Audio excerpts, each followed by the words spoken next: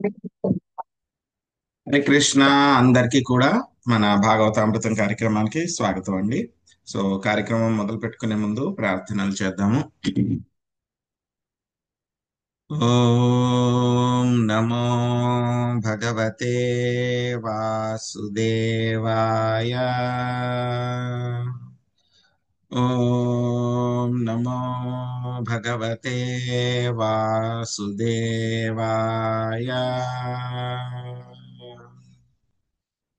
ఓం నమో భగవతే వాసుదేవాయ.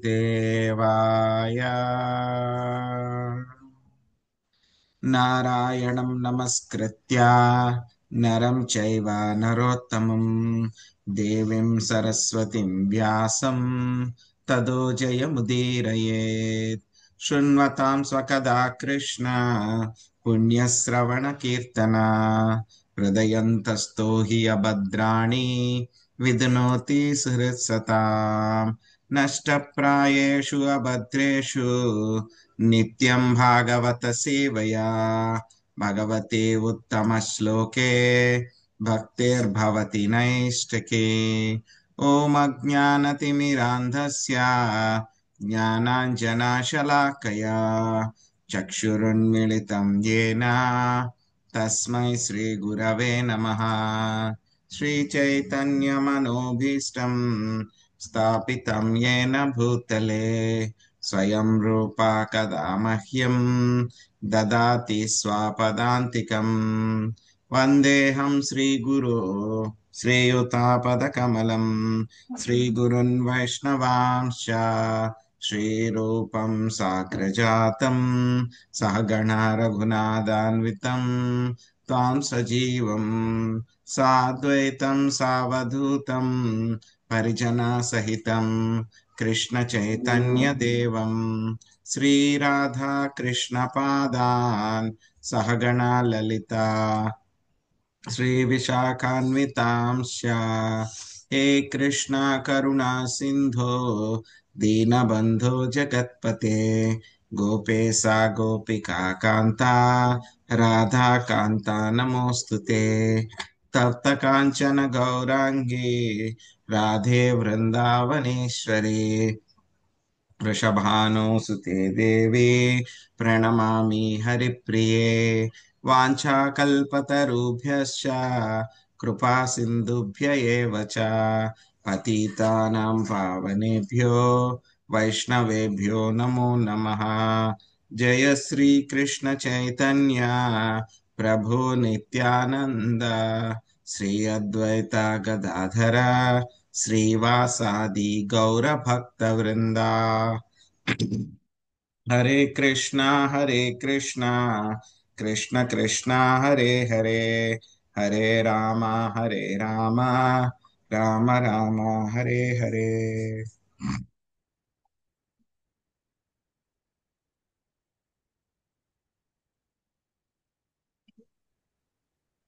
హరే కృష్ణ ప్రభు దండత్ ప్రణామాలు. హరే కృష్ణ దండవత్ హరే ప్రణామాలు. కృష్ణ ప్రభుజీ దండత్ ప్రణామాలు. హరే కృష్ణ. హరే కృష్ణ ప్రభుజీ దండోత్ ప్రణామాలు. హరే కృష్ణ హరే కృష్ణ ప్రభుజీ దండవత్ ప్రణామం. హరే కృష్ణ.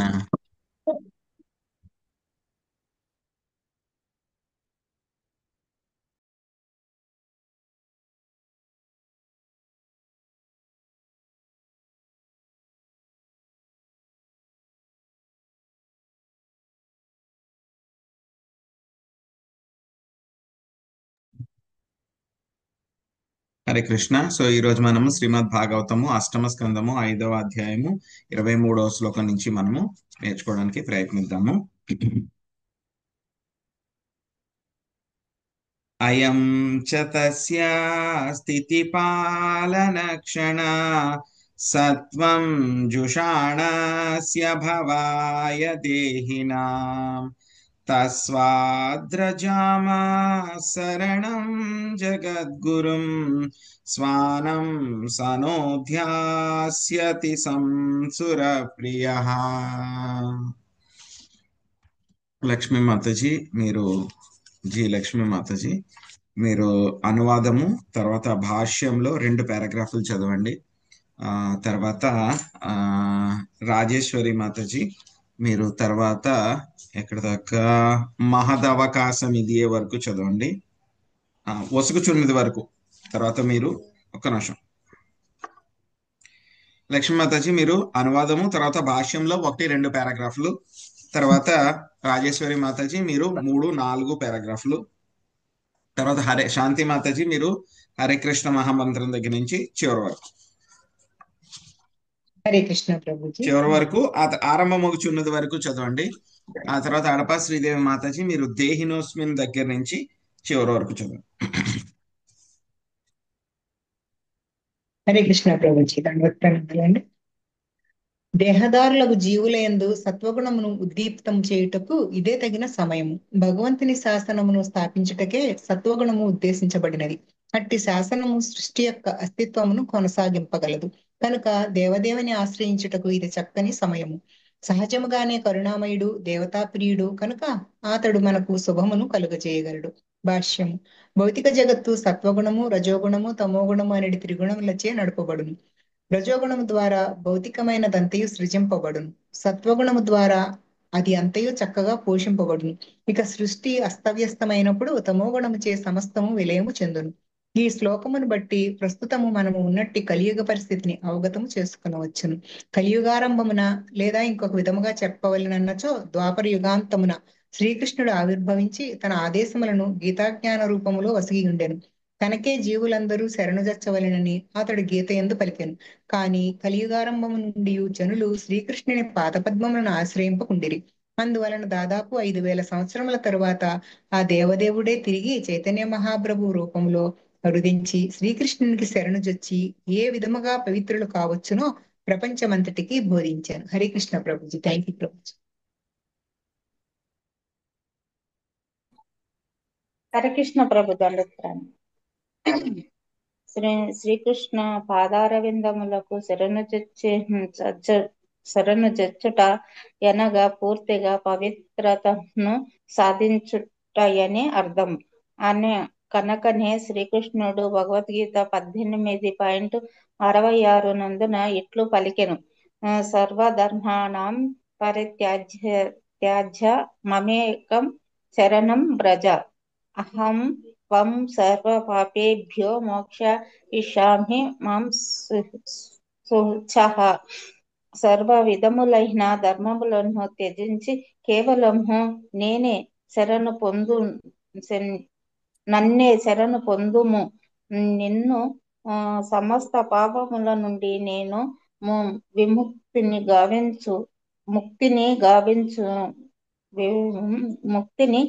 గావింతును. భయము నొందకము. ఈ విధముగా శ్రీకృష్ణ పాదార విందములకు శరణు జొచ్చినంతనే మనుజుడు నిక్కముగా సమస్త కలుషముల నుండి విముక్తుడగును. కలియుగము కలుషిత భరితము. ఈ విషయము శ్రీమద్ భాగవతం 12.3.51 నందున ఇట్లు వివరింపబడినది. కలేరోషధినిదే రాజయన్స్తి కేకో మహాన్ గుణః కీర్తనాదేవ కృష్ణస్య ముక్తి సంగః పరం బ్రజత్. ఈ కలియుగము అంత దోషభరితమై ఉన్నది. నిజమునకు ఇది దోష నిధి వంటిదే. కాని ఒక మహాదవకాశము కూడా ఇచ్చట ఉన్నది. అదే కీర్తన అనేది. కీర్తనాదేవ కృష్ణస్య ముక్తి సంగః పరం వజ్రేత్. కేవలం హరికృష్ణ మహామంత్రము జప కీర్తనములచే మనుజుడు కలియుగ కలుషము నుండి విడుబడి మూలమగు ఆధ్యాత్మిక దేహమునకు బడసి భగవద్ధామము చేరగలడు. కలియుగము నందలి మహాదవకాశమిదే. శ్రీకృష్ణుడు స్వయముగా అరుదించినప్పుడు తన ఆదేశములను ఉండేను. ఆ దేవాది దేవుడే భక్తుని రూపమున శ్రీ శ్రీ చైతన్య మహాప్రభుగా అవతరించి కలియుగ సాగరమును దాటేడి మార్గమును మనకు చూపెను. ఆ మార్గమే మా మా కృష్ణ చైతన్య ఉద్యమం, హరినామ సంకీర్తన ఉద్యమం. శ్రీ చైతన్య మహాప్రభువు ఆవిర్భవించినప్పుడు సంకీర్తన ఉద్యమము యుగమున ప్రవేశపెట్టిరి. ఈ యుగము 10,000 సంవత్సరముల వరకు కొనసాగగలదని కూడా చెప్పబడినది. అనగా సంకీర్తన ఉద్యమమును చేపట్టిన హరే కృష్ణ మహామంత్రము కీర్తనం చేయుట ద్వారా ఈ కలియుగము పతిత జీవులందరూ పతిత జీవులందరూ ఉద్ధరింపబడగలరు. కురుక్షేత్రము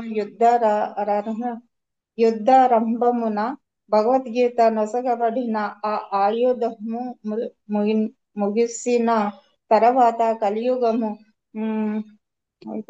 అంకెల్ రామ్ ప్రభు 4,32,000 సంవత్సరములు కొనసాగున్నది. దానిలో ఇంతవరకు కేవలము 5,000 సంవత్సరములే గడిచినవి. అనగా ఇంకను 4,27,000 సంవత్సరములు గడవవలసి ఉన్నది.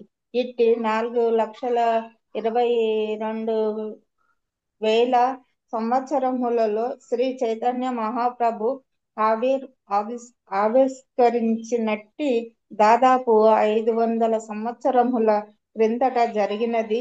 10,00,000 సంవత్సరములు పరిమితి కలిగిన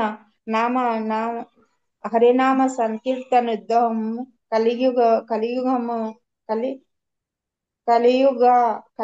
పతిత జనులకు కృష్ణ భక్తిని చేపట్టి హరే కృష్ణ మహామంత్రము జపించుటకు తద్వారా భవబంధ విముక్తులై భగవద్ధామమును చేరుటకు ఒక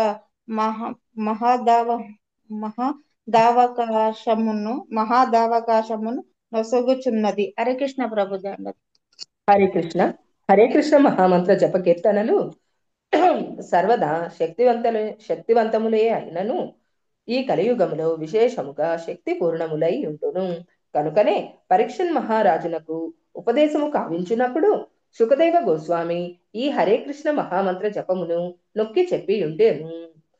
కలే దోషనితే రాజన్ అస్తి హేకో మహాన్ గుణః కీర్తనాదేవ కృష్ణస్య ముక్త సంగా పరం వ్రజేత్. రాజా, ఈ కలియుగము దోషనిధియే అయినను ఇందు ఒక మహత్తర గుణం ఉన్నది. అది ఏమనగా హరే కృష్ణ మహామంత్రమును జపించినంత మాత్రముననే మనుషుడు భవబంధ విముక్తుడై భగవద్ధామమును చేరగలడు. భాగవతము 12వ స్కందం 3వ అధ్యాయం 51వ శ్లోకము. కనుక సంపూర్ణ కృష్ణ భక్తి భావనలో హరే కృష్ణ మహామంత్ర ప్రచార కార్యక్రమమును చేపట్టిన వారలు ఈ మహదవకాశమును కొని జనులను అతి సులభముగా భవబంధ విముక్తులను కావింపవచ్చును. అనగా శ్రీ చైతన్య మహాప్రభువు యొక్క ఆదేశ పాలనము చేయుచు హరినామ సంకీర్తన ఉద్యమము శ్రద్ధతో ప్రపంచమంతటను ప్రచారము కావించుటయే మన బాధ్యత, కర్తవ్యము. మానవుల శాంతి సమృద్ధులకు ఇదియే అత్యుత్తమగు సంక్షేమ కార్యమై ఉన్నది. కృష్ణ సంకీర్తన ప్రచారమే శ్రీ చైతన్యుల వారి ఉద్యమము. పరం విజయతే శ్రీకృష్ణ సంకీర్తనం. శ్రీకృష్ణ సంకీర్తనమునకు జయము జయము. ఇది ఎందులకై మహత్వపూర్ణము శ్రీ చైతన్య మహాప్రభువే వివరించి ఉండేరి. చేతో దర్పణ మార్జనం. హరే కృష్ణ మహామంత్ర జపముచే మనుషుని హృదయము పరిశుద్ధపడును. వచ్చిన చిక్కేమనగా ఈ కలియుగమునందు సత్వగుణము గాని హృదయ స్వచ్ఛత గాని లేనే లేవు. అందువలన జనులు దేహమే తామనిడి తప్పుకు ఒడిగట్టుచున్నారు. నేను కలిసినట్టి పెద్ద పెద్ద తత్వవేత్తలు శాస్త్రవేత్తలు కూడా పూర్తిగా దేహాత్మ బుద్ధినే కలిగి ఉన్నారు. ఈ మధ్య కాలముననే నేను ప్రముఖ తత్వవేత్త అయిన థామస్ హక్స్లేతో సంభాషించుట జరిగినది. ఆంగ్లేయుడగుట గర్వకారణమని అతని భావనయ్యై ఉండెను. అనగా అతడు దేహాత్మ బుద్ధిలో ఉన్నవాడే కదా. ఎక్కడ చూసినను మనకు ఈ అపార్థమే గోచరించుచుండును. దేహాత్మ బుద్ధి కలిగినంతనే మనుజుడు పిల్లి కుక్క వంటి జంతువులతో సమానమే యగును. సయేవ గోకరః. కనుక మన హృదయములోని కల్మషములో అత్యంత ప్రమాదకరమైనది ఈ దేహాత్మ బుద్ధియే. దీని ప్రభావమున మనుజుడు ఈ దేహమే నేను ఆంగ్లేయుడను, నేను భారతీయుడను, నేను అమెరికా దేశస్థుడను, నేను హిందువును, నేను మహమ్మదీయుడను అనుచు తలపోయును. ఈ మిథ్యాభావము గట్టి ప్రతిబంధకము వంటిది. దానిని తప్పక తొలగించవలెను. భగవద్గీత చైతన్య మహాప్రభు ఒసిగినట్టు ఉపదేశం ఇదియే. నిజమునకు భగవద్గీత ఈ ఉపదేశముతోనే ఆరంభమగుచున్నది. Thank you Prabhuji. హరే కృష్ణ. దేహినోస్మిన్ యథా దేహే కౌమారం యవ్వనం జరా తథా దేహానంతర ప్రాప్తి తీర్థస్తర సత్ర నా ముహ్యతి. దేహదారి దేహమునందు బాల్యము నుండి యవనమునకు, యవనము నుండి ముదుసలి ప్రాయమునకు క్రమముగా చనురీతి మరణానంతరము వేరొక దేహమును పొందును. అట్టి మార్పు విషయమున ధీరుడు మోహము నందడు. భగవద్గీత 2.13లో 2వ అధ్యాయం 13వ శ్లోకంలో ఆత్మ దేహమునందే ఉన్నప్పటికీ అపార్థము చేత పశు ప్రవృత్తి చేత మనుజుడు దేహమనే ఆత్మ అని భావించును. కనుకనే శ్రీ చైతన్య మహాప్రభు చేతోదర్పణ మార్జనం అని పలికిరి. అపార్థములతో నిండి ఉన్నట్టి హృదయమును శుద్ధిపరచుట కేవలము శ్రీకృష్ణ సంకీర్తనము ద్వారానే సాధ్యమగును. కనుక కృష్ణ చైతన్యోద్యమ నేతలు ఈ అవకాశమును గంభీరముగా తీసుకొని పతిత జనుల ఎడ కరుణ కలవారై వారిని లౌకిక జీవనమనడి అపార్థము నుండి ఉద్ధరించవలెను. ఈ భౌతిక జగత్తునందు జీవుడు ఏ రీతినైనను సుఖవంతుడు కాజాలడు. దీనిని గూర్చి భగవద్గీత 8.16 యందు ఆ బ్రహ్మ భువనాల్లోక పునరావర్తి నోర్జున. భౌతిక జగమునందలి ఊర్ధ్వ అధమాది స్వర్గలోకములు జన్మ మృత్యు భరితమైన దుఃఖ ప్రదేశములేనని చెప్పబడినది. కనుక చంద్రలోకమునకు చేరడి మాట అట్టుంచి అత్యున్నత లోకమైన బ్రహ్మలోకమును చేరినను ఈ భౌతిక జగత్తులో ఎటువంటి సుఖము కానరాదు. ఎవడేని నిజముగా సుఖమును కోరినచో ఆధ్యాత్మిక జగమునకే వెళ్ళవలసి వచ్చును. ఈ భౌతిక జగత్తు జీవన సంఘర్షణకు గురవుతూ ఉంటుంది. ఇక సమర్థుడైన వాడే బతకగలడని ఇచ్చటి నియమము. కానీ ఈ జగత్తునందలి దీన జనులకు బ్రతకడమేమిటో సమర్థుడెవ్వడో తెలియనే తెలియదు. బ్రతకడమనగా చచ్చుట అని అర్థము కాదు కదా. సచ్చిదానందమయ జీవితమును శాశ్వతముగా అనుభవింపగలుగుటయే బ్రతుకుట అను దాని అర్థము. ప్రతి మనిషిని అటువంటి జీవనమునకు సమర్థునిగా చేయుట కొరకే మా కృష్ణ చైతన్యోద్యము ఉద్దేశించబడినది. నిజమునకు జీవన సంఘర్షణను ఆపివేయుటకే ఇది ఆరంభింపబడినది. ఏ విధముగా జీవన సంఘర్షణను ఆపవచ్చునో, ఏ విధముగా నిత్య జీవితమును కొనసాగింపవచ్చునో గీతా భాగవతములను నిర్దిష్టమైన మార్గదర్శనములు చేయగలవు. కనుక హరినామ సంకీర్తనోద్యమము మహదవకాశమయ్యున్నది. భగవద్గీత వినుచు హరే కృష్ణ మహామంత్రమును జపించినంత మాత్రమున మనుజుడు పూర్తిగా పవిత్రుడు కాగలడు. ఆ విధముగా జీవన సంఘర్షణ నిలిచిపోయి అతడు భగవద్ధామమును చేరగలడు. హరే కృష్ణ.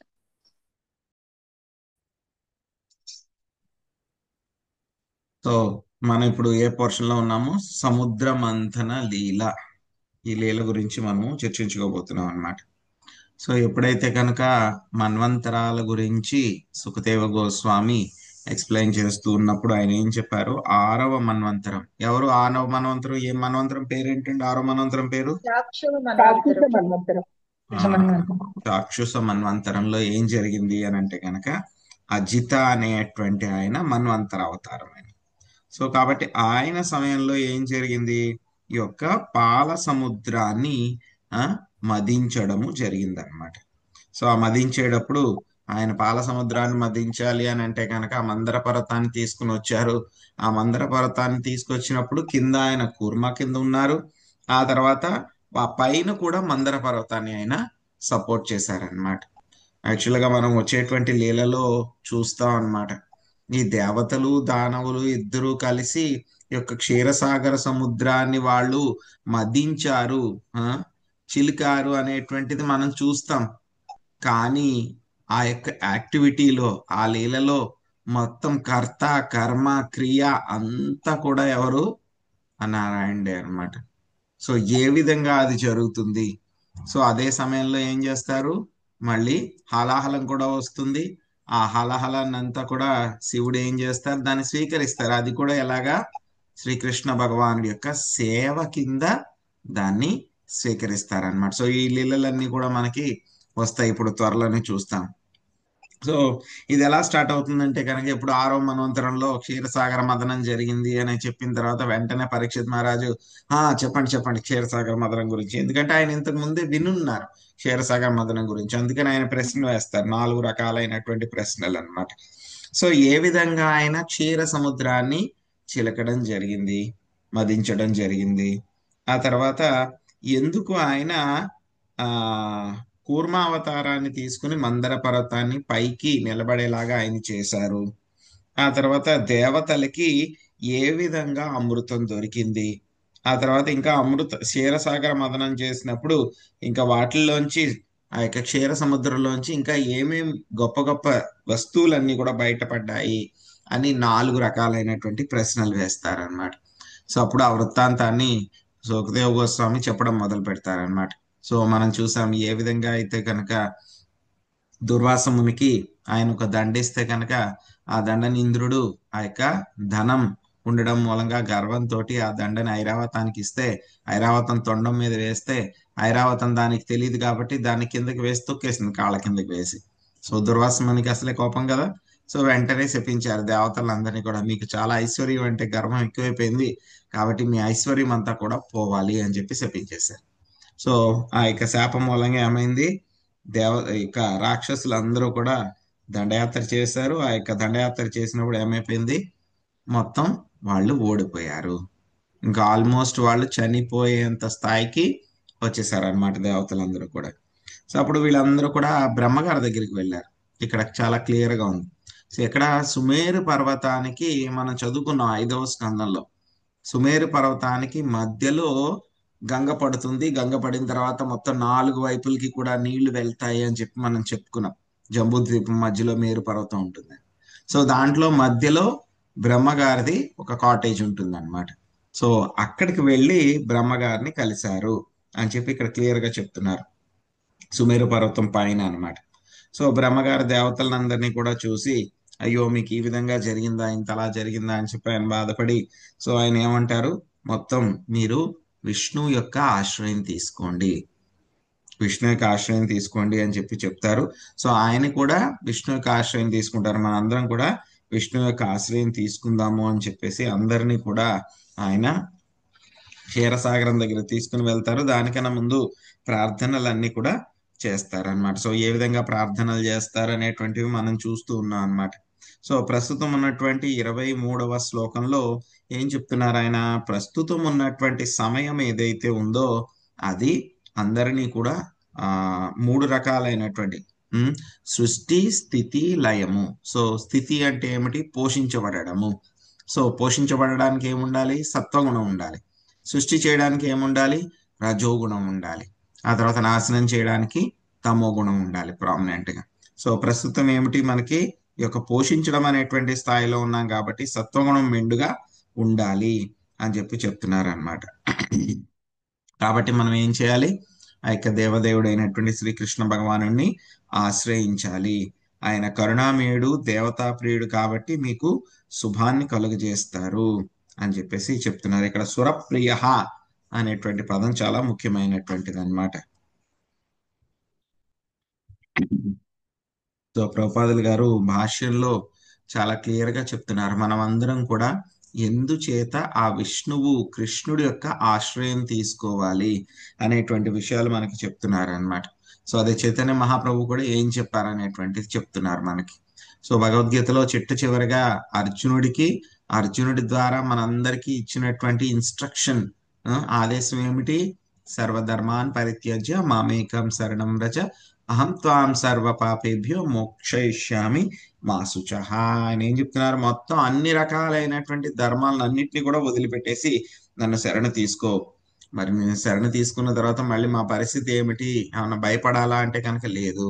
ఎటువంటి భయము కూడా అవసరం లేదు. మొత్తం నిన్ను ముక్తుణ్ణి చేస్తాను, ఎటువంటి పాపాలు కూడా నీకు అంటుకోవు అని చెప్పి స్వామి చెప్తున్నారు అనమాట.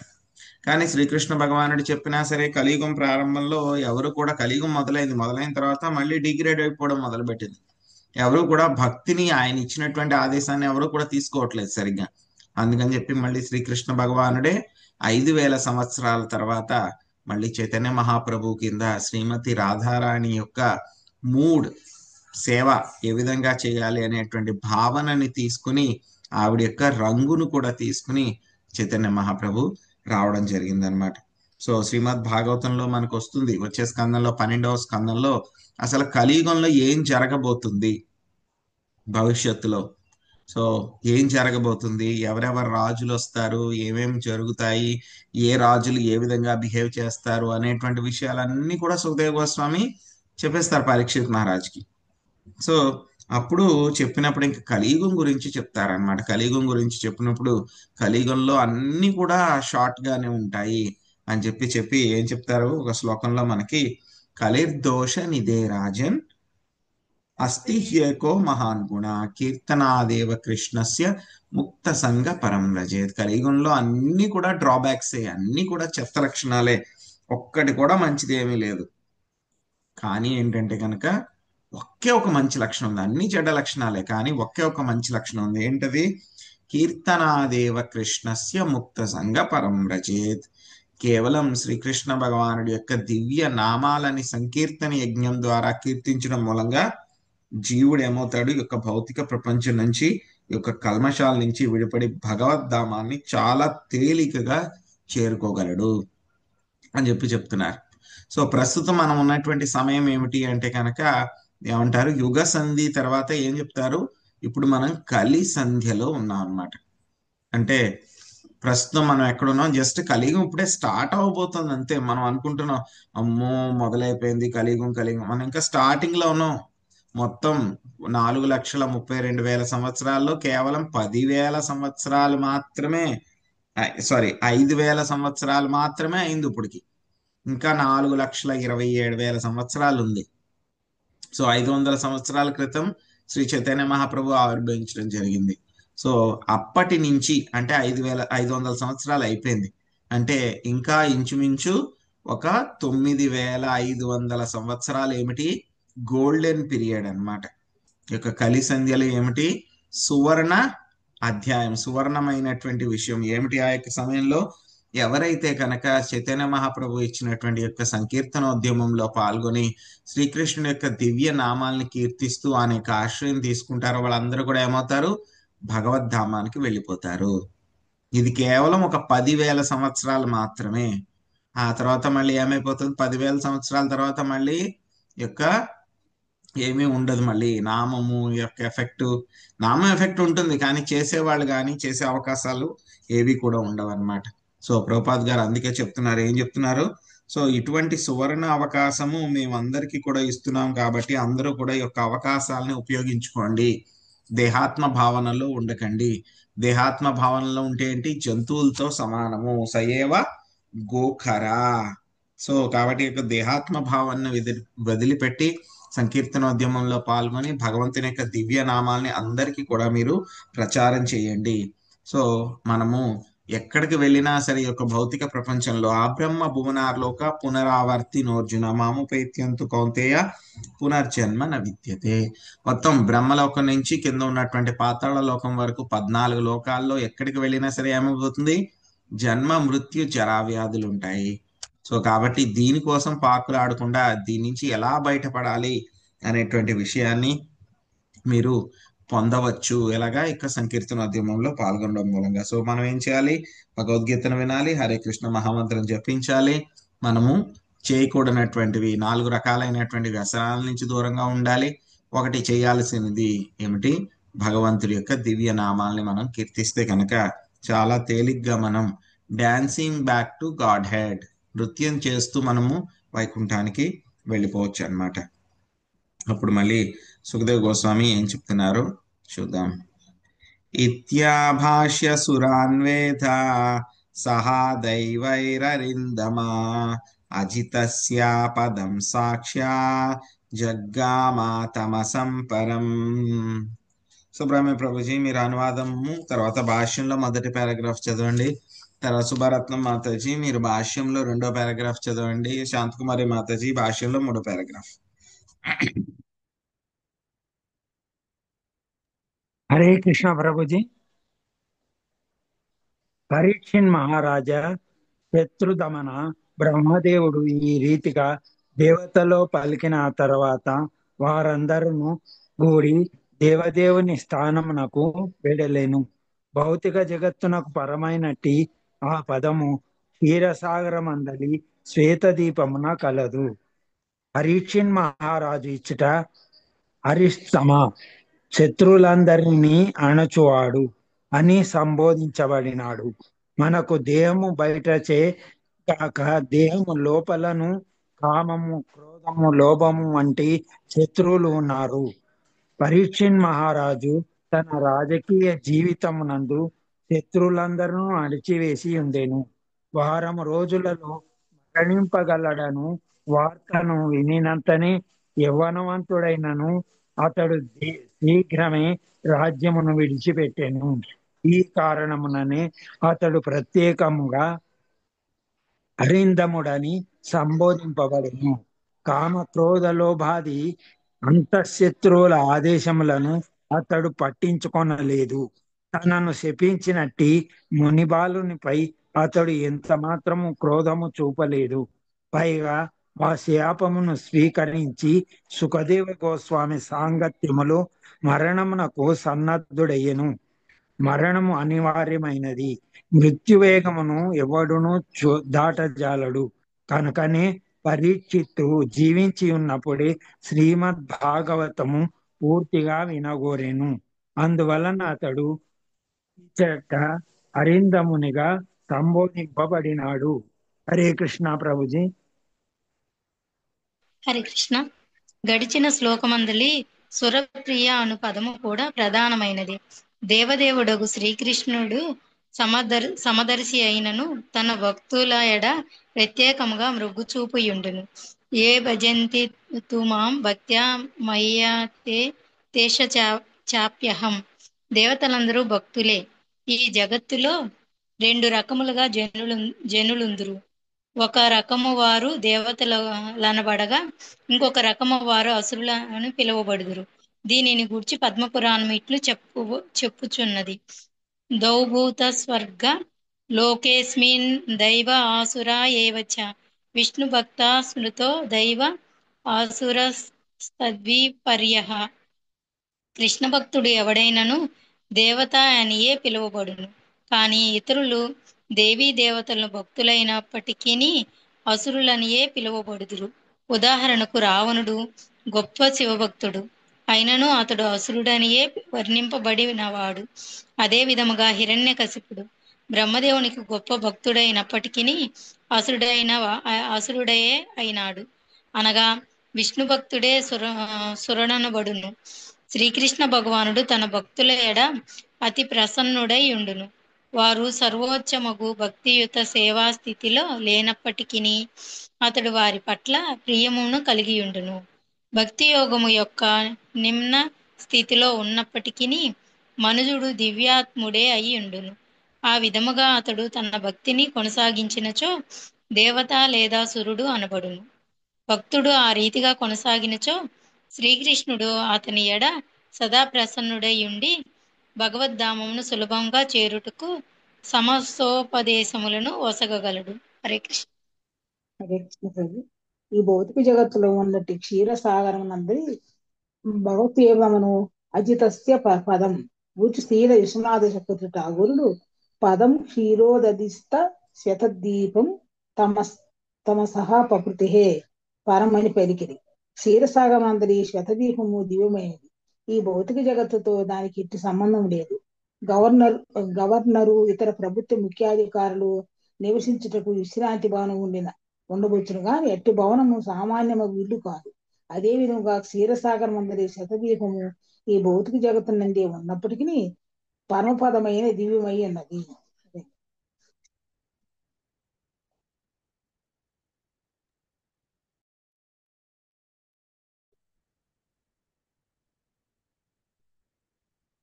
సో ఏమైంది ఇప్పుడు?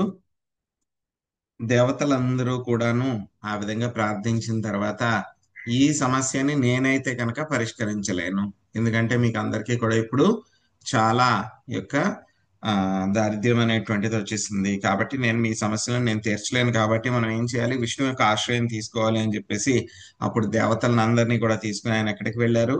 ఆ యొక్క క్షీరసాగరం మధ్యలో ఉన్నటువంటి శ్వేత ద్వీపానికి వెళ్ళడం జరిగిందనమాట. సో ఇక్కడ సుఖదేవ గోస్వామి పరీక్షిత్ మహారాజుని అరిందమా అని చెప్పేసి ఆయన సంబోధించారు. ఏంటి అరిందమా అనేటువంటి దానికి అర్థం ఏమిటి? శత్రువులను అణచువాడు అని. సో మరి పరీక్షిత్ మహారాజు ఇప్పుడు ఆయన రాజ్యాన్నంతా కూడా వదిలిపెట్టేశాడు. ఆయనకి ఇప్పుడు ఇంకా శత్రువులు ఎవరున్నారండి అంటే కనుక మనందరికీ కూడా శత్రువులు ఎప్పుడు కూడా ఉన్నారు. కామ, క్రోధ, లోభ, మోహ, మద, మాత్సర్యాలు అనమాట. సో కానీ ఏంటి, ఆయన అప్పుడు ఆయన రాజు కింద ఉన్నప్పుడు కూడా శత్రువులందరినీ కూడా ఆయన అణిచాడు. ఆ తర్వాత అన్ని రాజ్యాన్ని కూడా వదిలిపెట్టేసిన తర్వాత కూడా ఆ యొక్క శత్రువులు ఎవరైతే ఉన్నారో వాటిని అణచగలిగాడు అనమాట ఆయన. సో సుఖదేవ గోస్వామి యొక్క సాంగత్యంలో ఆయన ఇప్పుడు మరణానికి సిద్ధమవుతున్నారు అనమాట. సురప్రియ అని చెప్పారనమాట. సో ఎవరు దేవతలు ఎవరు అంటే కనుక విష్ణు భక్తులు ఎవరైతే ఉంటారో వాళ్ళందరూ కూడా దేవతలు. సో మనకి భగవద్గీతలో కూడా చెప్పడం జరిగింది అనమాట. సో ఎవరైతే కనుక విష్ణువు యొక్క భక్తులు, వైష్ణవులు ఎవరైతే ఉన్నారో వాళ్ళకి మెల్లమెల్లగా భక్తి చేస్తే కనుక దేవతలలో ఉన్నటువంటి గొప్ప గొప్ప లక్షణాలన్నీ కూడా వాళ్ళకి వచ్చేస్తాయి. ఇంచుమించు వాళ్ళు దేవతల్లాగా మంచి లక్షణాలు వస్తాయి, దేవతల్లాగా అయిపోతారు, ఇంకా దేవతలను కూడా దాటి వాళ్ళు వెళ్ళిపోతారు. ఎందుకు అలా జరుగుతుంది? దానికి కారణం ఏమిటి అంటే కనుక స్వామి వాళ్ళ పట్ల చూపించేటువంటి కరుణ అన్నమాట. ఏ భజంతి తు మాం భక్త్యా మయి తేషు చాప్యహం. స్వామి చెప్పారు మనకి భగవద్గీతలో కూడా ఏం చెప్పారు? సో నాకెవరు కూడా ఇష్టమైనటువంటి వాళ్ళు ఎవరు ఉండరు, అలాగని చెప్పి నాకు శత్రువులు కూడా ఎవరు ఉండరు. అందరి పట్ల కూడా నాకు ఎటువంటి పక్షపాతం అనేటువంటిది ఏది ఉండదు, అందరూ నాకు సమానమే. కానీ ఎవరైతే కనుక నా యొక్క భక్తులు ఎవరైతే ఉంటారో వాళ్ళని నేను నా వాడి కింద నేను చూసుకుంటాను అని చెప్తున్నారు అనమాట. సో ఇక్కడ విష్ణు భక్తులు ఎవరైతే ఉంటారో వాళ్ళందరూ కూడా దేవతలు లాంటి వాళ్ళు అనమాట. సో ఎప్పుడు జరుగుతుందండి ఇదంతా కూడాను ప్రాసెస్? మాకు ముక్తి వచ్చిన తర్వాత దొరుకుతుందా? అప్పుడు స్వామి కరుణ చూపించడం మొదలు పెడతారా అని అంటే కనుక లేదు. మనం ఈ భక్తి చేస్తున్నప్పుడు ఎంత నిమ్న స్థాయిలో ఉన్నా సరే ఆయన కరుణ చూపించడం మొదలు పెడతారు. సో ఎంత కరుణ చూపిస్తారు, ఏ విధంగా కరుణ చూపిస్తారు, ఏ విధంగా మనల్ని రక్షిస్తారు అని అంటే కనుక మనకు చెప్పారు కదా భగవద్గీతలో, ఏ యథామాం ప్రపద్యంతే తాంస్తదైవం భజామ్యహం. సో నాకు ఎంతైతే కనుక వాళ్ళు శరణాగతి అంటే 100% మనం పొందలేం, కానీ మనం కూడా ఎంతో కొంత శరణాగతి, ఎంతో కొంత భక్తి చేస్తూ ఉన్నాం. ఏదో 0.5% లేకపోతే 0.1%, 1%, ఎంతో కొంత, చాలా చాలా తక్కువ ఎంతో కొంత చేస్తున్నాం. కానీ ఎంత తక్కువ చేసినా సరే మనం ఎంత చేస్తే కనుక దానికి ప్రతిఫలంగా ఏ ధామాం ప్రపద్యంతే, ఆయన మన మీద ఆ యొక్క కరుణ, అదే విధంగా ఆయన మనతోటి ప్రతిస్పందించడం అనేటువంటిది జరుగుతుంది. సో కాబట్టి ఎవరో శుద్ధ భక్తులు ఉన్నారండి వైకుంఠానికి వెళ్ళిపోయారు వాళ్ళతోనే స్వామి ప్రతిస్పందిస్తారా అంటే లేదు. మనం చిన్న భక్తి ఎంత చేసినా సరే స్వామి మనం చేసినటువంటి భక్తికైనా ప్రతిస్పందిస్తారనమాట. సో ఇక క్షీరసాగరం అనేటువంటిది ఇప్పుడు చెప్పుకున్నాం మనం ఎక్కడ ఉంటుంది అంటే కనుక మనం చెప్పుకున్నాం కదా భక్త ధ్రువుడు గురించి చెప్పుకున్నప్పుడు ఆ యొక్క క్షీరసాగరం అనేటువంటిది ఆ యొక్క ధ్రువ ప్లానెట్ అక్కడే ఉంటుంది అనమాట. క్షీరసాగరం మధ్యలోనే మనకి ఈ యొక్క భౌతిక ప్రపంచంలో ఒక వైకుంఠం ఒక వైకుంఠం ఇక్కడ ఉంటుందన్నమాట మనకి. సో అక్కడికి అంటే ధ్రువ ప్లానెట్ ధ్రువ నక్షత్రం దగ్గర ఉన్నటువంటి ఆ యొక్క క్షీరసాగరం దగ్గరికి దేవతలందరినీ కూడా తీసుకుని బ్రహ్మదేవుడు వెళ్ళారనమాట. సో ఇప్పుడు ఆయన ప్రార్థనలు చేయడం మొదలు పెడుతున్నారు. అవేంటో చూద్దాం. తత్వాదృష్ట స్వరూపాయ శ్రుతపూర్వాయ వై ప్రభుః స్తుతిమభ్రూత దైవీభిర్గీర్భిస్త్వాహితేంద్రియ. భవానీ మాతాజీ మీరు అనువాదం చదవండి. చందన మాతాజీ మీరు భాష్యంలో మొదటి పారాగ్రాఫ్, లక్ష్మీ నాగేశ్వరి మాతాజీ భాష్యంలో రెండో పారాగ్రాఫ్.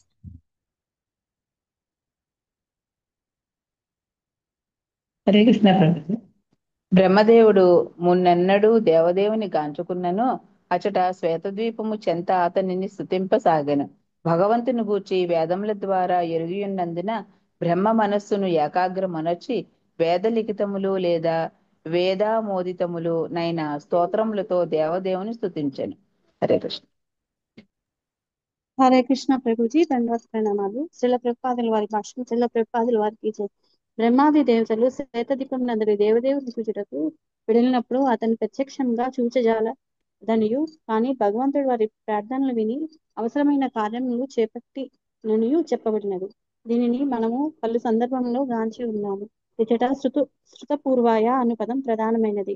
ప్రత్యక్షంగా చూచట ద్వారా లేదా వినుట ద్వారా మనకు అనుభవం కలుగుచుబడను. ఎవరినైనా ప్రత్యక్షంగా చూచట సాధ్యపడనప్పుడు అతని గూర్చి ప్రామాణిక మూలముల ద్వారా మనము వినవచ్చును. భగవంతుడు తమకు చూచగలడా అని కొందరు మము అడుగుచుందురు. కానీ అది హాస్యాస్పదమైన మాట మాత్రమే. భగవంతుని అంగీకరించుటకు ముందు అతన్ని చూడవలసిన అవసరం ఏమీ లేదు. మన ఇంద్రియ జ్ఞానము సదా అపరిపూర్ణమై ఉండును కనుక ఒకవేళ మనము భగవంతుని గాంచనను అతనికి అవగతం చేసుకున్న జాలకపోవచ్చును. శ్రీకృష్ణ భగవానుడు ధరణిపై ఉన్నప్పుడు పలువురు గాంచి ఉన్నను అతడు దేవదేవుడని తెలుసుకోలేకపోయేది. అవజానంతి మాం మూఢా మానుషిం తమ స్థితం. దుర్మార్గులు మూఢులు శ్రీకృష్ణుని స్వయంగా గాంచినను దేవదేవుణ్ణి తెలుసుకొని జాలకబడిరి కనుక భగవంతుణ్ణి శ్రీకృష్ణుని గురించి మనము ప్రామాణికమగు వేద శాస్త్రం నుండి వేద వాంగ్మయం నందు సముచితంగా నెరిగిన మనుజుల నుండి వినవలను. దేవదేవుని మున్నెన్నడూ గాంచినప్పుడు అతడు శ్వేతదీపం నందే ఉన్నాడని బ్రహ్మదేవుడు పూర్ణ విశ్వాసంను కలిగి ఉన్నాడు. ఆ విధంగా అతడికి భగవంతుని స్తుతించను. హరే కృష్ణ ప్రభు. హరే కృష్ణ ప్రభు. ఆ సూత్రులు సామాన్యమైన కల్పిత స్తూతులు కావు. ఈ శ్లోకమున ముందు దేవి అను పదముతో సూచించబడినట్లు స్తోత్రమును వేదమోదితములై ఉండెను.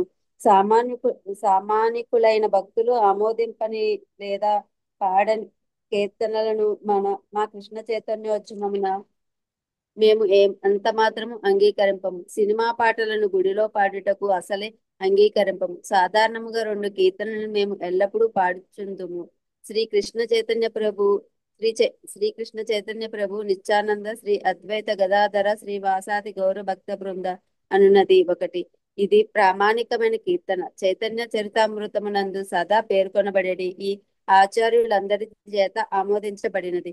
ఇక రెండవది మహామంత్రము హరే కృష్ణ కృష్ణ కృష్ణ హరే హరే హరే రామ హరే రామ రామ రామ హరే హరే. సర్వోత్తమ దాస ఠాగూరు, భక్తి వినోద ఠాగూరు, లోచన దాస ఠాగూరు రచించిన కీర్తనలను కూడా మేము పాడుచుందము. కానీ శ్రీకృష్ణ భగవాను ప్రసన్నుని చేయుటకు శ్రీ కృష్ణ చైతన్య హరే కృష్ణ మహామంత్రం అనేది 2 కీర్తనలు చాలును.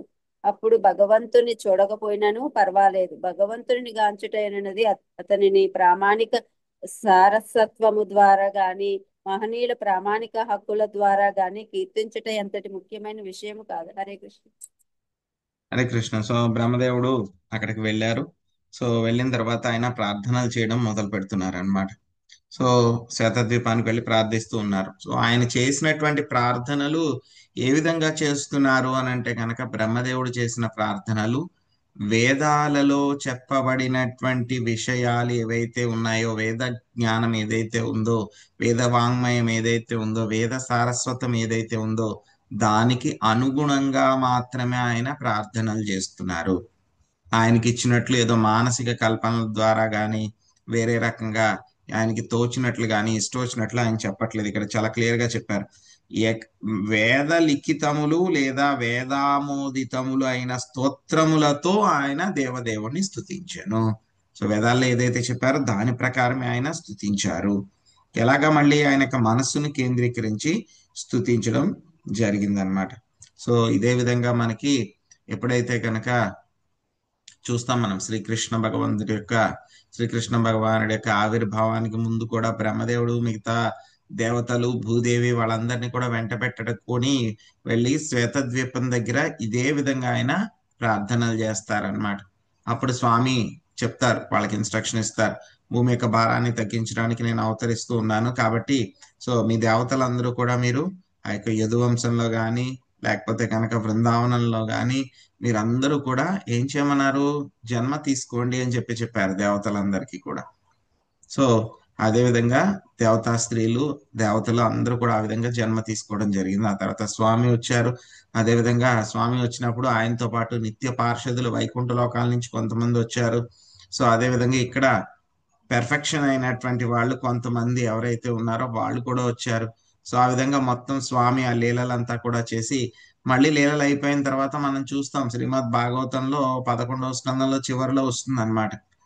ఎవరు ఎక్కడెక్కడి నుంచి వచ్చారో వాళ్ళందరినీ కూడా తిరిగి అదే ప్రదేశాలకి స్వామి పంపించేస్తారు. వైకుంఠానికి గోలోక బృందావనం నుంచి వచ్చిన వాళ్ళని మళ్ళీ అక్కడికే పంపించేస్తారు.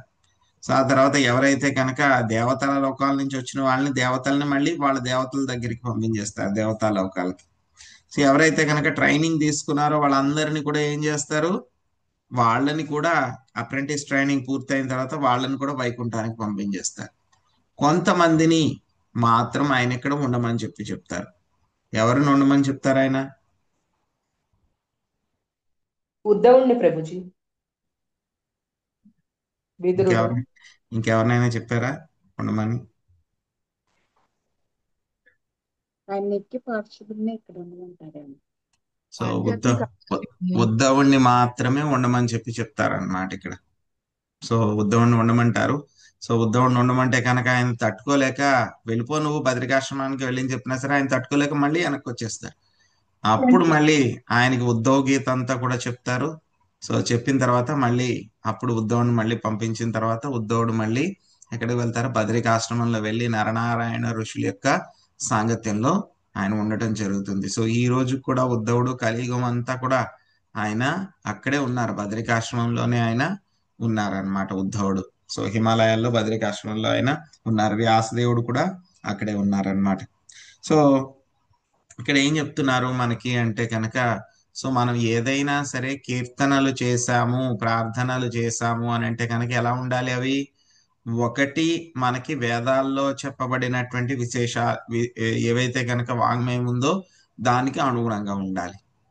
లేకపోతే కనుక రెండవది ఏమిటి, సింపుల్ గా మనకి జై శ్రీకృష్ణ చైతన్య ప్రభు నిత్యానంద శ్రీ అద్వైత గదాధర్ శ్రీవాసాది గౌరవ భక్త వృంద యొక్క శ్రీకృష్ణ పంచతత్వ మంత్రము, లేకపోతే కనుక హరే కృష్ణ మహామంత్రము. హరే కృష్ణ కృష్ణ కృష్ణ హరే హరే హరే రామ రామ రామ రామ హరే హరే.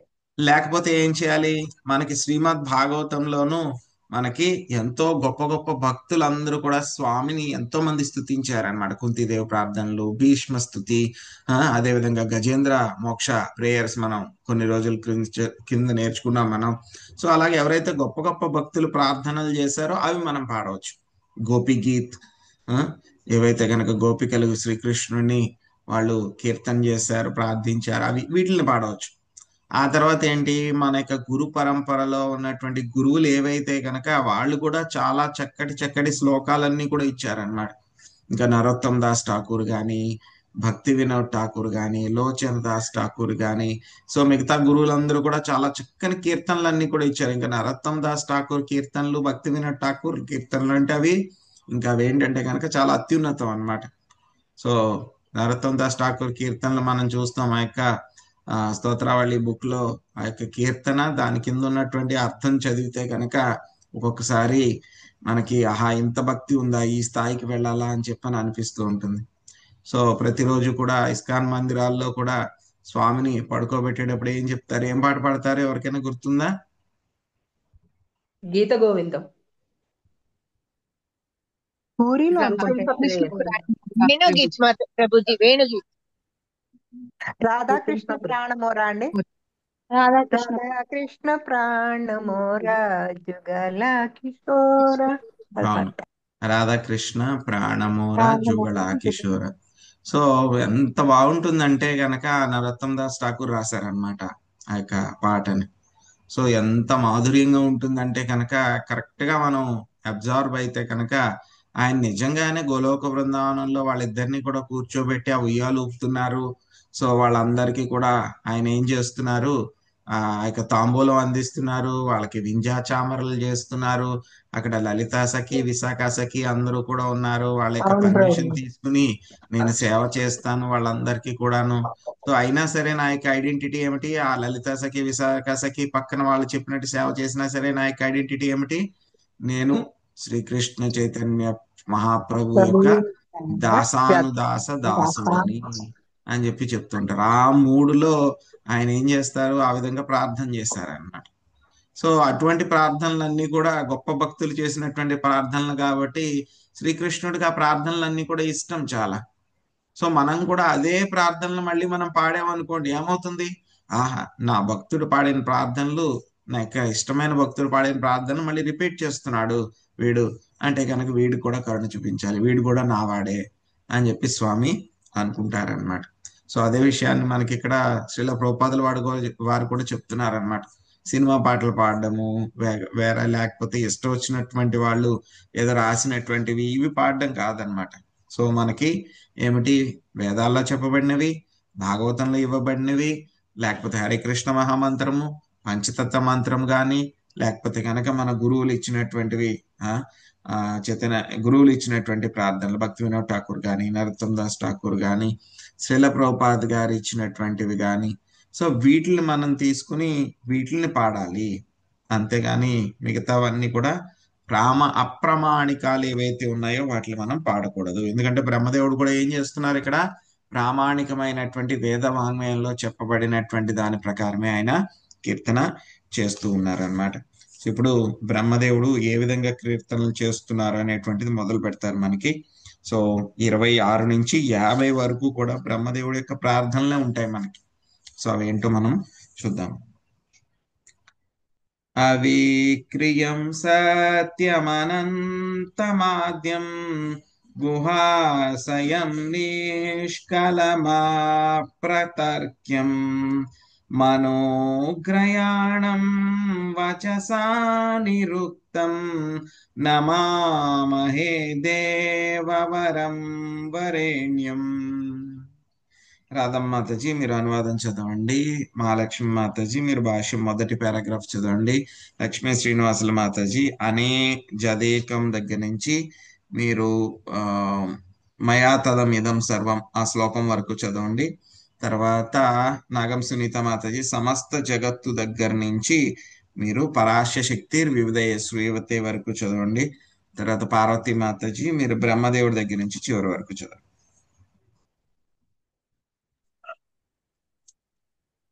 బ్రహ్మదేవుడు పలికెను, ఓ దేవదేవ నిర్వికార అపరిమిత పరమ సత్యమా, నీవు ఈ సమస్తమునకు ఆది అయి ఉన్నావు. సర్వవ్యాపి అయినందున నీవు ఎల్లరి హృదయములలోను పరమాణువులలోను నిలిచి ఉన్నావు. నీ యందు భౌతిక గుణములు లేవు. నిజమునకు నీవు అత్యంతుడు. కల్పనము ద్వారా మనస్సు నిన్ను తెలుసుకొని జాలదు. వాక్కులు నిన్ను వర్ణింప అసమర్థములు. ఎల్లరకు పరమ ప్రభువైన నీవు ప్రతి ఒక్కరికి ఆరాధ్యుడు. అట్టి నీకు మా వందనములు. హరే కృష్ణ. Thank you. హరే కృష్ణ ప్రభుజీ దండ ప్రణామాలు. భాష్యము ప్రభుపాదుల వారికి జై. దేవదేవుడు భౌతిక సృష్టికి చెందినవాడు కాడు. భౌతికమైన ప్రతిదియు రూపాంతరము చెందుచుండును. ఉదాహరణకు మట్టి నుండి కొండ తయారు కాగా కొండ తిరిగి మట్టిగా మారిపోచుండును. మనము కావించిన సృష్టి కార్యములన్నీను తాత్కాలికములు, అశాశ్వతములు. కానీ భగవంతుడు శాశ్వతుడు. అట్లే భగవదంశులకు జీవులు కూడా శాశ్వతులు, సనాతములు. మహిమా వాంసో జీవలోకే జీవభూత సనాతన. దేవదేవుడు సనాతనుడు, జీవులు కూడా సనాతనులే. కానీ భేదం ఏమనగా శ్రీకృష్ణ భగవానుడు పరమనిత్యుడు కాగా జీవులు సూక్ష్మకు అంశమాత్రులై ఉన్నారు. క్షేత్రజ్ఞం చాపి మాం విద్ధి సర్వక్షేత్రేషు భారత అని భగవద్గీత 13.3 యందు తెలుపబడినది.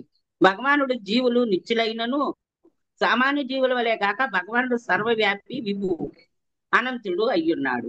అతడే సమస్తములకు కారణమై ఉన్నాడు. జీవులు అనంత సంఖ్యలో ఉన్నారు, కానీ భగవంతుడు ఒక్కడే. అతని కన్నను గొప్పవారు కానీ సమానులు కానీ లేరు. కనుక వేదమంత్రము నా తత్వమర్చాభ్యాధి కచ్చ దుశ్యతే వలన అవగతమైనట్లు అతడే పరమ పూజనీయ ధ్యేయమై ఉన్నాడు. మానసిక కల్పనచే గాని పదగారిడిచే గాని ఎవ్వడును అంచనా వేయజాలని కారణమున అతడు పరమ పురుషుడై ఉన్నాడు. అతడు మనస్సు కన్నను శీఘ్రగతిని ప్రయాణించగలడు. దీనిని గూర్చి ఈతో ఒకటి చిత్త మంత్రం 4 ఇట్లు పలికినది. హరే కృష్ణ మాతాజీ. హరే కృష్ణ మాతాజీ. థ్యాంక్ యూ మాతాజీ. హరే కృష్ణ ప్రభుజీ దండవత్ ప్రణామాలు. అనేజదేకం మనసో జవియో నైనద్దేవ అప్నువన్పూర్వమర్షత్ తద్ధావతో అన్యానత్యేతి తిష్టత్ తస్మిన్నపో మాతృష్వా దదాది. స్వధామమున నెలకొని ఉన్నప్పటికీ భగవానుడు మనస్సు కన్నను వేగముగా చరించుచు ఇతరులందరూ దాటగలడు. శక్తిమంతులకు దేవతలు కూడా అతనిని చేరజాలరు. ఒకే చోట ఉన్నప్పటికీ అతడు వాయువును వర్షమును వసిగడి దేవతలను కూడా నియంత్రించును. అతడు సర్వశ్రేష్ఠుడు కనుక దేవదేవుని ఎన్నడూ అధీనులకు జీవులతో సమానపరచరాదు. భగవానుడు ఎల్లరి హృదయములలో నిలిచి ఉన్నాడు, కానీ జీవుడు అట్లు లేడు. కనుక జీవుని ఏనాడును భగవానునితో సమానపరచరాదు. సర్వస్య చాహం హృది సన్నివిష్ట, నేను ఎల్లరి హృదయములలో విరాజమానుడనై ఉన్నాను అని శ్రీకృష్ణుడు భగవద్గీత 15.15 పలికెను. కానీ దీని భావము ప్రతి ఒక్కరూ భగవంతునితో సమానమని కాదు. హృది హ్యయమాత్మ ప్రతిష్ఠత అని శృతి మంత్రములలో కూడా చెప్పబడినది. ఇక భాగవతము ఆదిలో సత్యం పరం ధీమహి అని చెప్పబడినది. సత్యం జ్ఞానం అనంతం నిష్కలం నిష్క్రియం శాంతం నిరవధ్యం అని వేదమంత్రములు తెలుపుచున్నవి. భగవంతుడే సర్వశ్రేష్ఠుడు. ఏదీను చేయనప్పటికీ అతడే సమస్తమును వనరించుచున్నాడు. ఈ విషయమున శ్రీకృష్ణ భగవానుడు భగవద్గీత 9.4 యందు ఇట్లు పలికెను. మయా తతమిదం సర్వం. హరే కృష్ణ మాతాజీ. హరే కృష్ణ ప్రభుజీ. మయా తతమిదం సర్వం జగత వ్యక్తమూర్తినా మత్స్థాని సర్వభూతాని నచాహం తేష్వస్థితః. సమస్త జగత్తు అవ్యక్త రూపమున నాచే ఆవరింపబడి ఉన్నది. జీవులన్నీయు నా యందున్నవి, కానీ నేను వాని యందు లేను. మయా అధ్యక్షేణ ప్రకృతి సూయతే సచరాచరం హేతునా నేన కౌంతేయ జగద్విపరివర్తతే. ఓ కౌంతేయ, నా శక్తులలో ఒకటైన భౌతిక ప్రకృతి నా అధ్యక్షతను వర్తించుచు స్థావర జంగమములను సృష్టించుచున్నది. దాని నియమమును అనుసరించియే ఈ జగత్తు మరల సృష్టించబడుచు లయము నొందుచున్నది. భగవద్గీత 9.10. అనగా భగవానుడు తన ధామమునందే నిలిచి ఉన్నప్పటికీ వివిధ శక్తుల ద్వారా సమస్తమును నిర్వహించుచున్నాడు. పరాస్య శక్తిర్విదైవ శ్రూయతే.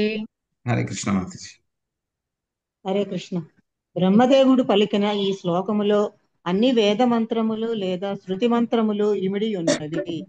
ఏలయనగా బ్రహ్మ, అతని అనుయాయులు బ్రహ్మ సంప్రదాయము పరంపర విధానముననే దేవదేవుని తెలుసుకొనెదరు. పూర్వ ఆచారులు వాక్కుల ద్వారానే మనము అవగాహనను పడయవలసి ఉండును. అటువంటి 12 మహాజనులలో పరమ ప్రామాణికుడు బ్రహ్మదేవుడు ఒకడు. స్వయంభూర్నారద శంభు కుమార కపిలో మను ప్రహ్లాదో జనకో భీష్మ బలిర్వాయాస కిర్వయం.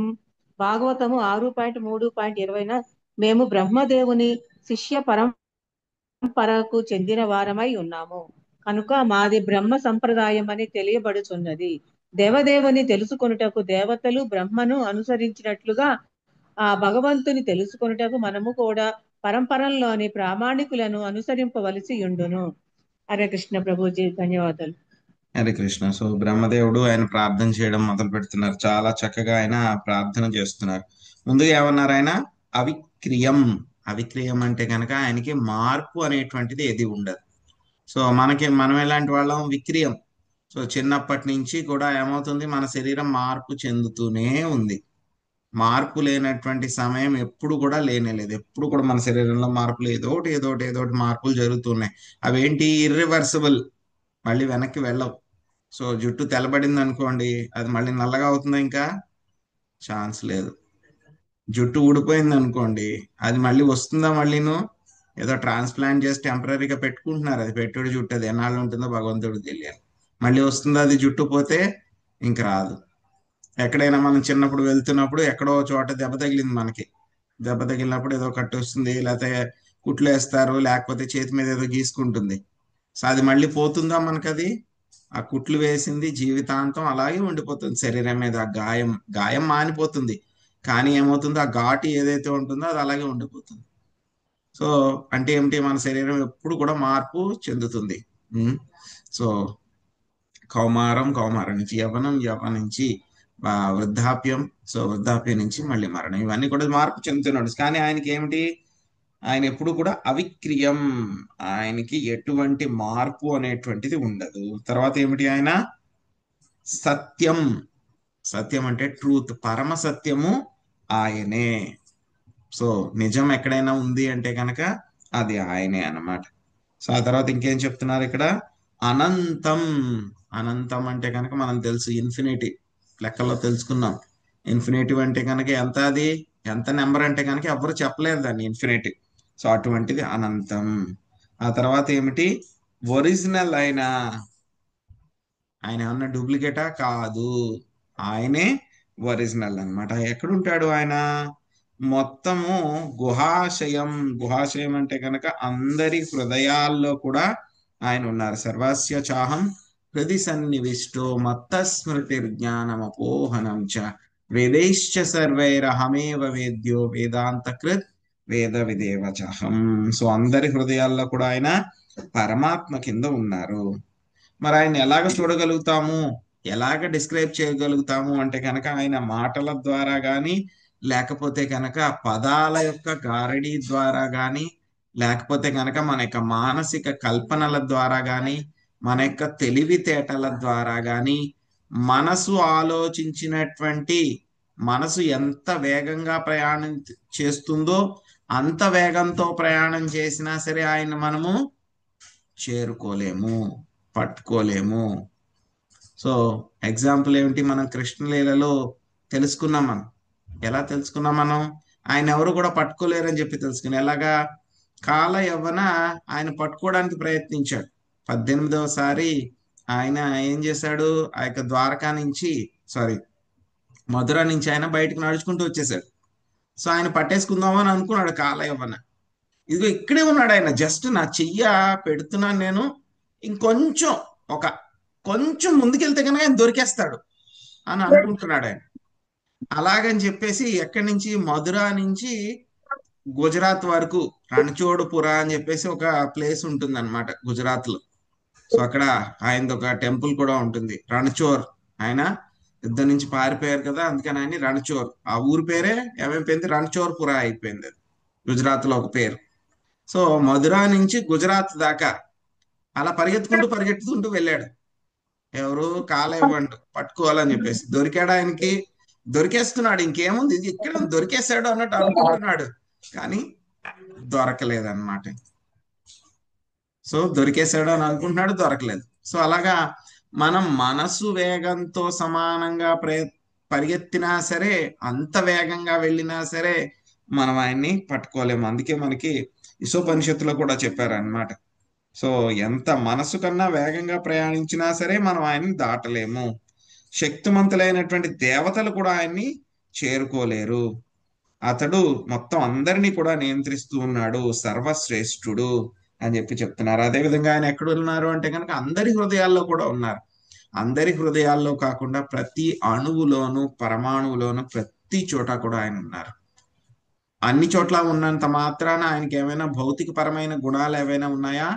నిర్గుణ. ఆయనకి భౌతిక పరమైనటువంటి గుణాలు ఏమీ లేవు. మరి ఏమీ లేవు అంటే కనుక మరి ఎలా తెలుసుకోగలం ఆయన్ని? మనకి కల్పనల ద్వారా తెలుసుకోగలమా? మనసు ద్వారా తెలుసుకోగలమా? తెలుసుకోలేము. సో మనం తెలుసుకోలేము ఆయన గురించి పూర్తిగా. ఎప్పుడూను అచింత్యుడు. ఏదో మనకేదో గురువులు చెప్పారు కాబట్టి, ఏదో శ్రీల ప్రభుపాదుల వారి కృప ఉంది కాబట్టి మనకి ఏదో ఆ పుస్తకాన్ని చదువుకుంటున్నాం కాబట్టి, భగవద్గీత చదువుకుంటున్నాం కాబట్టి మనకు అర్థమవునటువంటి విషయాలు కూడా ఆయన చాలా జ్యూస్ లాగా తీసి మనకి తేట తెల్లంగా అర్థమయ్యేలాగా చెప్పారు కాబట్టి ఏదో కొంచెం కొంచెం మనం తెలుసుకోగలుగుతున్నాం చిన్న చిన్నగా. ఎలా అయితే కనుక 1 కేజీ పంచదార వేసామనుకోండి, అక్కడ చీమ వచ్చింది, దాన్ని తీసుకోవడానికి ఏదో ఒక పలుకును పట్టుకుని వెళ్ళిపోతుంది. అది దానికి ఏమైనా పూర్తిగా తెలుసుకోగలుగుతుందా చీమ? తెలుసుకోలేదు. అలాగే మన పరిస్థితి కూడా అలాంటిదే అన్నమాట. ఏదో ప్రభుపాద్ గారి పుస్తకాల్లో ఎంతో కొంచెం కొంచెం చదువుకుని ఆయన గురించి ఓహో ఆయన ఇలాగా అలాగా అని చెప్పి తెలుసుకుంటున్నాం, కానీ పూర్తిగా ఆయన గురించి తెలుసుకోవాలంటే కనుక మనం ఎప్పుడు కూడా తెలుసుకోలేము. అందుకే ఆయన ఏమంటున్నారు? అచింత్యుడు. ఇంకొకటి ఏమిటి? మాటల ద్వారా ఆయన ఎప్పటికీ కూడా మనం వర్ణించలేము పూర్తిగా. సో ఆ తర్వాత ఏమిటి? అందరికీ కూడా పరమ ప్రభువు. అటువంటి పరమ ప్రభువు అయినటువంటి శ్రీకృష్ణ భగవానుడికి, విష్ణువుకి నేను వందనాల్ని అర్పిస్తున్నాను అని చెప్పి చెప్తున్నారనమాట. సో తెలుసుకోవాలి అంటే కనుక ఆయన గురించి ఉన్నటువంటి ఒకే ఒక సోర్స్ ఏమిటి? మనము గురు శిష్య పరంపరలో ఎవరైతే కనుక 12 మంది మహాజనులు ఎవరైతే ఉన్నారో వాళ్ళ యొక్క అడుగుజాడల్లో నడుస్తూ మనము స్వామి గురించి, శ్రీకృష్ణ భగవాన్ గురించి ఎంతో కొంచెం తెలుసుకోగలము. కొంచెం మాత్రమే తెలుసుకోగలుగుతాం అన్నమాట. సో కాబట్టి ఆ విధంగా గురువుల యొక్క ప్రాతినిధ్యంలో మనం తెలుసుకోవడానికి ప్రయత్నిద్దాము. సో మన యొక్క శ్రీమద్ భాగవతం చర్చ మళ్ళీ రేపు కంటిన్యూ చేద్దాము. హరే కృష్ణ. హరే కృష్ణ ప్రభుజీ, దండవత్ ప్రణామాలు. హరే కృష్ణ ప్రభుజీ, దండవత్ హరే కృష్ణ. వాంఛా కల్పతరుభ్యశ్చ కృపా సింధుభ్యైవ చ పతితానాం పావనేభ్యో వైష్ణవేభ్యో నమో నమః. అనంత కోటి వైష్ణవ బృందకి శ్రీల ప్రభుపాదకి నితాయ గౌర ప్రేమానందే. హరి హరి హరే కృష్ణ. ధన్యవాదాలు ప్రభుజీ, దండవత్ ప్రణామాలండి. ధన్యవాదాలు ప్రభుజీ.